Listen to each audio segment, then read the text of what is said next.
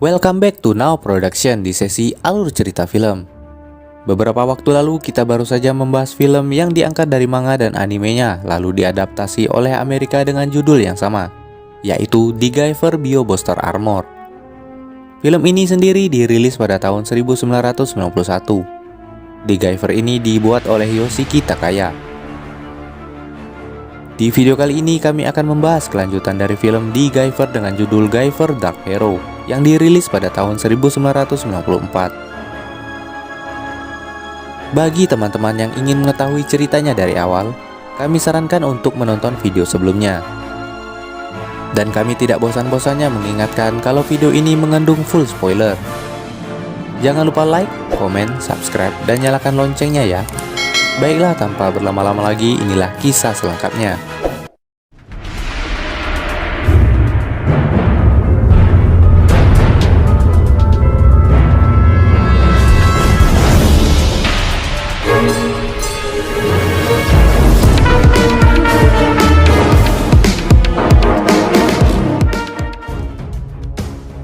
Di awal film kita diperlihatkan dengan sebuah benda bernama Guyver, di mana Guyver ini telah menyatu dengan tubuh seorang anak muda secara tidak sengaja bernama Sean. Di sini diceritakan bahwa waktu telah berlalu selama 1 tahun semenjak Guyver menyatu dengan Sean. Sebelumnya Sean dengan kekuatan Guyvernya telah menghancurkan perusahaan bernama Kronos dengan melawan para manusia yang telah diubah menjadi monster bernama Zoanoid. Sekedar mengingatkan, Kronos adalah sebuah perusahaan ilegal yang memiliki misi rahasia tentang pengembangan manusia menjadi makhluk setengah alien. Dengan menggunakan teknologi alien, mereka mengubah manusia dengan rekayasa genetika menjadi Zoanoid agar manusia memiliki kemampuan di luar kekuatan manusia biasa. Dan mereka pun menjadi prajurit perusahaan itu. Di sini diketahui bahwa Kronos sudah tidak ada, namun Guyver sendiri masih menjadi misteri. Dan Sean pun belum sepenuhnya mengetahui asal-usul dan apakah ada Guyver lain selain dirinya. Lalu scene pun beralih, di mana terdapat segerombolan mafia yang sedang menyekap penjaga sebuah gudang penyimpanan. Para mafia itu ternyata mencari kokain yang telah mereka selundupkan sebelumnya. Tiba-tiba mereka dikejutkan oleh kedatangan Guyver yang ingin menggagalkan aksi mereka. Pertarungan pun terjadi di antara mafia itu dan Guyver. Dari balik asap, Guyver pun menampakkan dirinya. Lalu satu persatu para penjahat itu dikalahkan. Namun sayangnya penjaga gudang harus tewas karena ia melakukan perlawanan. Dengan pedang yang berada di lengannya, Guyver menghabisi lawannya dan meninggalkan namanya di lokasi kejadian. Tak lama kemudian polisi datang dan melihat tanda itu. Setelah itu di tengah malam di rumahnya, tampak Sean terbangun dari tidurnya dan memperhatikan televisi dan juga buku catatan yang berisi gambar-gambar aneh yang berhubungan dengan kekuatan Guyver. Dan ketika pagi harinya ia terbangun dan membaca berita tentang kejadian tadi malam. Lalu ia membuka dan menggambar lagi sesuatu yang ada di mimpinya di buku catatannya itu. Dan ketika melihat TV, ia dibuat penasaran dengan sebuah berita tentang adanya penyerangan sebuah makhluk aneh pada sejumlah orang sehingga mengingatkannya kepada Zoanoid. Ia pun ingin mencari petunjuk tentang mimpinya yang aneh itu. Lalu gambar-gambar yang ia buat serta makhluk aneh yang ada di berita itu. Keesokan harinya Sean menemui Miski. Namun Miski malah marah kepadanya karena Miski melihat berita tentang penjaga gudang yang tewas tadi malam dan kematian beberapa orang yang diserang oleh makhluk aneh. Sehingga Miski mengira bahwa Sean yang telah membunuh mereka dan meminta Sean untuk tidak menggunakan kekuatan Guyver itu lagi.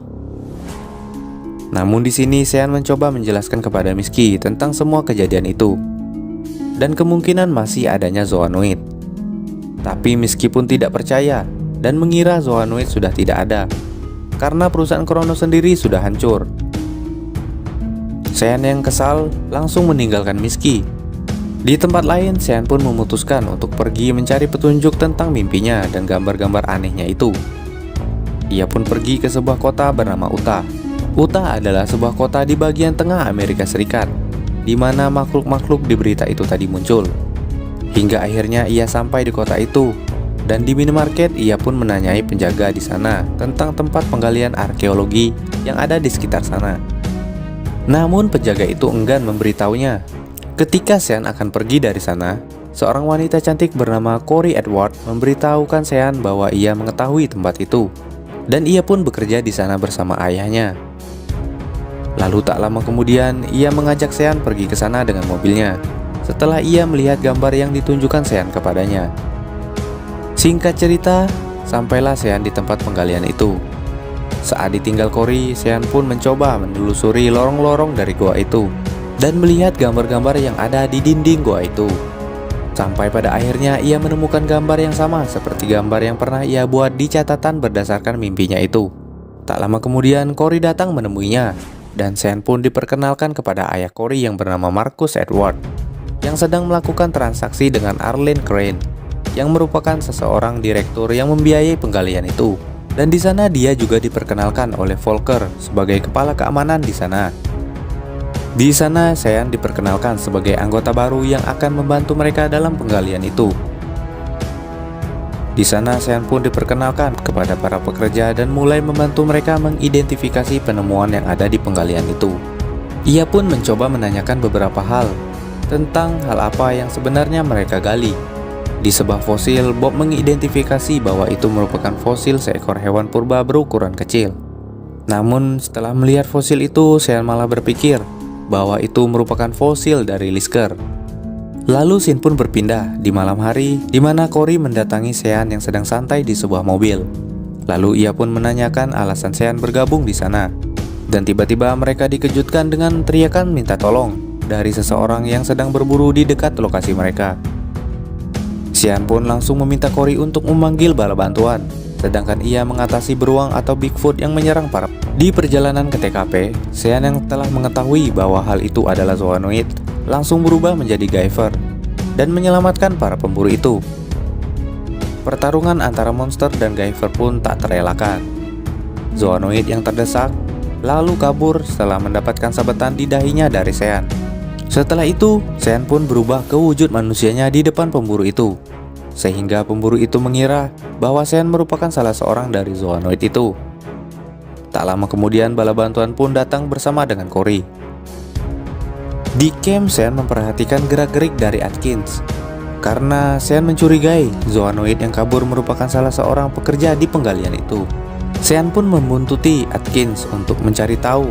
Tak disangka Atkins merupakan seorang anggota CIA yang menyamar sebagai pekerja, dan ia diutus oleh pemerintah. Tak lama kemudian, Sean pun ketahuan. Di sini Atkins malah mengira bahwa Sean seorang zoanoid. Namun di sisi lain, Sean senang dengan adanya anggota pemerintah di sana, karena hal itu dapat membantunya mengungkap kejadian di penggalian itu. Di tengah pembicaraannya dengan Atkins, Arlene dan Volker melintas dan menanyai mereka. Sean pun memanfaatkan situasi itu untuk kabur dari Atkins. Di sisi lain, tampak Sean yang sedang tidur dan bermimpi buruk, seolah ia melihat petunjuk tentang kekuatan Guyver, sehingga membuatnya tidak tenang. Lalu ia pun terbangun. Lalu keesokan harinya, Bob dan teman wanitanya melanjutkan penggalian. Di sisi lain, tampak Corey dan temannya sedang membicarakan Sean. Di sini diam-diam Corey menyukai Sean. Lalu Sean datang dan mencurigai bahwa ada yang disembunyikan Corey tentang penggalian itu. Lalu terjadilah perdebatan antara keduanya.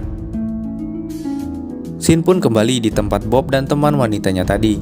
Di sana mereka menemukan sesuatu yang lembut seperti kulit. Namun hal itu tidak benar-benar seperti kulit. Mereka pun memanggil Marcus untuk melakukan penggalian lebih lanjut. Di tengah penggalian, Bob menginformasikan kepada Marcus bahwa satelit mereka mendeteksi sesuatu yang besar berada di dalamnya. Setelah penggalian selesai, tampak di sana sebuah pesawat raksasa berbentuk seperti telur yang memiliki kaki, seperti gambar yang ada di dinding gua dan catatan Sean. Malam harinya mereka mengadakan pesta untuk merayakan penemuan besar mereka itu. Namun di sana Sean tampak sedang memperhatikan pesawat itu sendirian di dalam gua. Tak lama kemudian Corey datang dan mengungkapkan bahwa ia bahagia menemukan pesawat alien itu dan akan mempublikasikannya. Saat keluar dari gua, Sean dan Corey tak sengaja bertemu Volker yang sedang mabuk dan dibopong oleh kedua rekannya. Di sana pandangan Sean tertuju pada luka di dahi Volker. yang mengingatkannya pada Zoanoid yang menyerang para pemburu di hutan waktu itu. Tak lama kemudian Cory masuk ke pesta itu, dan Sean ditarik oleh Atkins. Atkins menanyakan tentang Kronos dan Zoanoid kepada Sean. Saat Sean sedang memberitahukan hal itu kepada Atkins, Cory datang, sehingga obrolan mereka terputus. Namun di sini yang pasti Atkins telah mengetahui bahwa Sean bukan bagian dari Kronos dan Zoanoid itu. Keesokan harinya, mereka mencoba mencari dan membuka pintu masuk dari pesawat itu. Namun mereka gagal. Dan saat mereka turun, justru pintu pesawat itu membentuk sebuah portal dan membuat sebuah pintu masuk di sana dengan sendirinya. Seolah pesawat itu memanggil Sean dan mempersilahkannya untuk masuk. Tak lama kemudian mereka masuk ke dalamnya. Di sana Cory dan Sean berpasangan menelusuri lorong, sedangkan Marcus, Arlene, Volker, dan prajurit wanitanya menelusuri lorong bersamanya. Tanpa sepengetahuan Marcus, Arlene memerintahkan anak buahnya untuk memata-matai Sean. Sean pun memisahkan diri dari Cory. Lalu sampailah ia di sebuah tempat dari inti pesawat itu. Ia pun merasa bahwa yang memanggilnya dari tadi adalah inti dari pesawat itu. Namun ketika Sean mencoba berkomunikasi dengannya, inti itu tidak merespon, sehingga membuatnya kesal. Sean mengungkapkan bahwa ia tak ingin hidup seperti itu lagi. Di sisi lain, Cory pun menemukan sebuah Guyver yang tidak sempurna karena di bola Guyver itu telah terdapat retakan. Cory langsung memberitahukan ayahnya tentang hal itu. Ayahnya lantas marah kepada Cory. Marcus mengingatkan bahwa Cory tak boleh menyentuh semua benda yang ada di dalam pesawat itu. Mengetahui hal itu, Arlene langsung mengambil benda itu dari Cory dan membawanya pergi dari sana. Ayah Cory pun tak dapat menghentikan Arlene, karena Arlene yang mendanai penggalian itu, sehingga ia tak berani menghentikan tindakan Arlene. Sean yang mengetahui hal itu meminta Cory untuk merelakannya. Namun Cory merasa ia yang menemukan benda itu, sehingga ia tak rela jika benda itu diambil oleh Arlene. Di sini Sean mengetahui bahwa Cory dan ayahnya bekerja untuk Kronos, dan Arlene Crane adalah bagian dari Kronos itu sendiri. Ia pun memberitahukan semua yang ia ketahui soal Kronos dan Zoanoid kepada Cory. Tak disangka di tempat lain Atkins menyadap pembicaraan Sean dan Cory. Tapi di sini Cory tak peduli tentang hal itu, karena Arlene telah membantu mereka mendanai penggalian itu, di mana penggalian itu sendiri merupakan suatu cita-cita besar dari Cory dan ayahnya. Tak lama kemudian, Cory pergi ke ruangan Arlene untuk membicarakan sesuatu. Namun tak sengaja ia mendengar pembicaraan Arlene dengan Mr. Gowo dari balik pintu. Cory pun sangat terkejut karena mereka akan mengambil semua penemuan berharga di penggalian itu, lalu membawanya kepada Kronos dan membunuh semua yang bukan anggota dari Kronos. Sayangnya Cory yang akan pergi dari sana malah ketahuan oleh Volker, dan ia dibawa pergi dari sana. Di tempat lain, Sean beberapa kali mendengar panggilan aneh dari gua itu saat ia mencari Cory, dan ia memutuskan untuk mencari tahu ke sana. Di tempat lain, Cory dibawa pergi dari camp dan akan diasingkan ke sebuah tempat. Mengetahui putrinya diculik, Marcus mengikuti mereka. Di gua saat Sean sedang melamun, Arlene tiba-tiba datang menemui Sean, dan mereka berdiskusi. Arlene pun mencoba meyakinkan Sean bahwa mereka berada dalam kondisi yang sama, dan ia juga berada di pihak Sean. Tapi Sean tetap tak mempercayai Arlene, karena Arlene merupakan anggota dari Kronos. Dan tiba-tiba Sean diserang dari belakang sehingga membuatnya pingsan. Di tempat lain, Cory sedang dalam perjalanan menuju tempat pengasingan. Tiba-tiba ia melakukan perlawanan kepada Volker dan rekannya. Saat akan memukul Cory, seekor monster pun datang dan ia meminta Cory untuk lari dari mobil itu. Lalu mobil itu pun dibalikan oleh monster itu. Tak disangka kedua orang yang menculik Cory pun seketika berubah menjadi Zoanoid dan menyerang monster yang menyelamatkan Cory tadi. Dan tak diduga ternyata monster itu adalah Marcus atau ayah dari Cory itu sendiri, sehingga Cory terkejut akan hal itu. Di tempat lain, Atkins mencoba menyelamatkan Sean yang disekap oleh anak buah Arlene. Setelah bebas, Sean mencari Cory dan pergi menyelamatkannya. Tak lama kemudian Sean sampai di tempat Cory. Ia pun langsung melawan kedua Zoanoid itu hingga tewas. Ayah Cory yang masih berbentuk Zoanoid pun hampir dibunuh oleh Sean, karena ia mengira itu adalah musuh. Namun dengan sigap Cory melindunginya. Di sana Cory baru mengetahui bahwa Sean adalah seorang Guyver. Scene pun beralih. Di camp, tampak para penjaga sedang disandra oleh Arlene dan anak buahnya. Mereka akan dibunuh karena tenaga mereka sudah tidak dibutuhkan lagi. Mengingat penggalian itu telah selesai. Tujuan mereka adalah menemukan Guyver dan pesawat itu. Namun tanpa diduga, Atkins datang menyelamatkan mereka keluar dari tempat itu. Saat Arlene dan anak buahnya ditawan oleh Atkins, Corey dan Sean menggunakan kesempatan itu untuk mengungkap misteri yang ada di pesawat itu. Sean berkeinginan untuk menghancurkan pesawat itu agar tidak ada lagi korban yang memperebutkannya. Tak disangka keadaan pun berbalik setelah Lisker datang dan membunuh semua anak buah Atkins. Atkins pun kini menjadi tawanan Arlene. Di dalam campnya, Arlene mendapatkan perintah dari Mr. Gowo untuk membawa Guyver dan semua penemuannya ke markas Kronos secepatnya. Dan Mr. Gowo memberi waktu Arlene selama 1 jam untuk menyelesaikan tugasnya. Jika tidak, maka Mr. Gowo akan mengirimkan orang lain untuk menyelesaikan hal itu. Arlene yang mulai panik pun memiliki ide untuk menggunakan Guyver yang ditemukan Corey tadi kepada dirinya sendiri. Lalu scene pun beralih di mana Corey dan Sean memasang jebakan untuk meledakkan pesawat dari gua itu. Di sana Sean kembali mendapat panggilan aneh dari dalam pesawat. Sean pun masuk lagi ke dalam pesawat itu ke tempat inti dari pesawat itu tadi. Sean pun telah mengetahui bahwa dirinya bukanlah satu-satunya Guyver. Lalu ia pun berubah menjadi Guyver. Dan inti dari pesawat itu pun langsung memberikan respon dengan memperlihatkan sesuatu melalui sebuah vision ke dalam bola Guyver Sean. Di sana tampak benda seperti kubah atau telur berisikan monster, dan juga beberapa manusia yang berevolusi menjadi seekor monster atau zoanoid, dan juga manusia yang berubah menjadi Guyver. Di tempat lain, Arlene yang telah selesai menyatukan diri dengan Guyvernya pun pergi bersama anak buahnya dan juga Atkins ke gua itu lagi. Ia yakin bahwa Sean pasti ada di sana. Corey yang masih sibuk memasang jebakan itu pun tertangkap oleh Arlene. Lalu Arlene memerintahkan zoanoidnya untuk menangkap Sean yang berada di dalam pesawat. Sean pun dengan cepat menghampiri Corey dan melemparkan zoanoid itu keluar pesawat. Lalu di sana ia melihat Corey yang sedang ditawan oleh Arlene. Arlene pun memerintahkan Sean untuk membatalkan perubahannya dan menyerahkan Guyvernya kepada Arlene. Namun tak disangka ayah Corey yang masih terluka tiba-tiba datang dan berubah kembali menjadi zoanoid untuk menyelamatkan Corey dengan melawan Arlene yang telah menjadi zoanoid juga. Pertarungan pun dimulai. Guyver melawan 2 ekor zoanoid anak buah Arlene, sedangkan ayah Corey bertarung melawan Arlene, dan Atkins juga bertarung melawan zoanoid anak buah Arlene. Atkins dan Corey pun mencoba merebut koper Arlene yang sebenarnya telah kosong. Hingga pada akhirnya zoanoid wanita itu berhasil dikalahkan Atkins dengan mendorongnya ke listrik bertegangan tinggi dan menembaknya. Di tempat lain, Marcus pun terdesak saat melawan Arlene, hingga Arlene pun menancapkan besi panjang ke perut Marcus sehingga ayahnya dikalahkan.